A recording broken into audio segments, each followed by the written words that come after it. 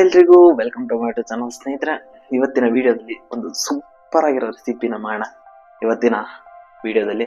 So ಇವತ್ತಿನ video ಇಷ್ಟ ಆದರೆ ಲೈಕ್ ಮಾಡಿ, ಸಬ್ಸ್ಕ್ರೈಬ್ ಮಾಡಿ, ಹಾಗೆ ಸಪೋರ್ಟ್ ಮಾಡ್ತಾರೆ ಅಂತ ಹೇಳ್ತಾ ಇವತ್ತಿನ ವಿಡಿಯೋದಲ್ಲಿ ಫುಲ್ಲು ಮಸ್ತ್ ಆಗಿರೋ ಎಗ್ ರೈಸ್ ಮಾಡೋಣ. ಸಿಂಪಲ್ ಇಂಗ್ರೀಡಿಯೆಂಟ್ಸ್ನ ಹಾಕಿ ಎಗ್ ರೈಸ್ನ ಯಾವ ರೀತಿ ಮಾಡೋದು ಅನ್ನೋದನ್ನ ಈ ಒಂದು ವಿಡಿಯೋದಲ್ಲಿ ನೋಡ್ಕೊಬರೋಣ. ಹಾಗೆ ಈ ಒಂದು ವಿಡಿಯೋದಲ್ಲಿ ಈ ಒಂದು ಎಗ್ ರೈಸ್ಗೆ ಯಾವ್ಯಾವ ಇಂಗ್ರೀಡಿಯೆಂಟ್ಸ್ ಹಾಕ್ತೀವಿ ಅನ್ನೋದನ್ನ ನೋಡ್ಕೊಬರೋಣ ಬನ್ನಿ. ಮೊದಲಿಗೆ ಬೆಳ್ಳುಳ್ಳಿ, ಕರ್ಬೇವಿನ ಸೊಪ್ಪು, ಮೆಣಸಿನ್ಕಾಯಿ. ಸೊ ಇಷ್ಟು ನಾನು ಚಿಕ್ಕದಾಗಿ ಹಚ್ಕೊಂಡು ಮಡಿಕೊಂಡಿದ್ದೀನಿ. ಹಾಗೆ ಇರಲಿ ಅಂತ ಹೇಳಿ ಚಿಕ್ಕದಾಗಿ ಈರುಳ್ಳಿನ ಹಚ್ಕೊಂಡಿದ್ದೀನಿ. ಹಾಗೆ ಮೆಣಸಿನ ಪುಡಿ, ಧನಿಯಾ ಪುಡಿ, ಹಾಗೆ ಚಿಲ್ಲಿ ಪೌಡರ್ನ ಹಾಕೊಂಡು ಇಷ್ಟು ಇಂಗ್ರೀಡಿಯೆಂಟ್ಸ್ ಇದ್ರೆ ಸಾಕು.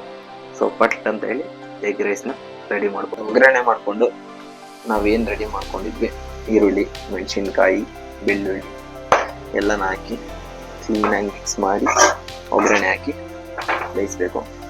ನಂತರ ಈಗೇನು ಮಸಾಲೆ ಇದೆ ಅದಕ್ಕೆ ಇಲ್ಲಿ ಹಾಕಿರೋದು ಬಂದು ಮೆಣಸಿನ ಪುಡಿ ಅಂದರೆ ಚಿಲ್ಲಿ ಪೌಡರ್, ಧನಿಯಾ ಪುಡಿ, ಮೆಣಸಿನ ಪುಡಿ, ಹಾಗೆ ಸ್ವಲ್ಪ ಸಾಲ್ಟನ್ನು ಹಾಕಿ ಈ ಥರ ಒಗ್ಗರಣೆ ಹಾಕ್ಬೋದು.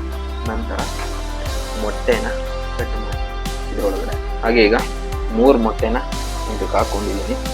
ಸೊ ಹಾಗೆ ಸ್ವಲ್ಪ ನಿಧಾನಕ್ಕೆ ಇದನ್ನು ಮಿಕ್ಸ್ ಮಾಡಬೇಕು.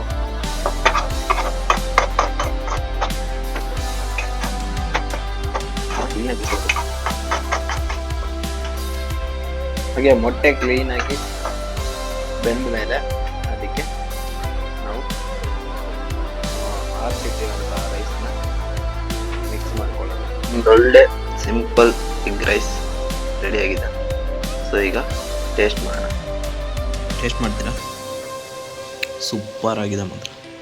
ಹಾಗೆ ಎಲ್ರಿಗೂ ಈ ಒಂದು ವಿಡಿಯೋ ಇಷ್ಟ ಆಗಿದೆ ಅಂತ ಅಂದ್ಕೊಳ್ತೀನಿ. ಈ ಒಂದು ವಿಡಿಯೋ ಇಷ್ಟ ಆಗಿದ್ರೆ ಲೈಕ್ ಮಾಡಿ, ಸಬ್ಸ್ಕ್ರೈಬ್ ಮಾಡಿ, ಹಾಗೆ ಸಪೋರ್ಟ್ ಮಾಡ್ತಾರೆ. ಈಗ ಯಾರ್ಯಾರು ಸಬ್ಸ್ಕ್ರೈಬ್ ಮಾಡ್ಕೊಂಡಿಲ್ಲ ಹೋಗಿ ಸಬ್ಸ್ಕ್ರೈಬ್ ಮಾಡ್ಕೊಳ್ಳಿ ಅಂತ ಹೇಳಲಿಕ್ಕೆ ಇಷ್ಟಪಡ್ತೀನಿ. ನೆಕ್ಸ್ಟ್ ವಿಡಿಯೋದಲ್ಲಿ ಸಿಗ್ತೀನಿ.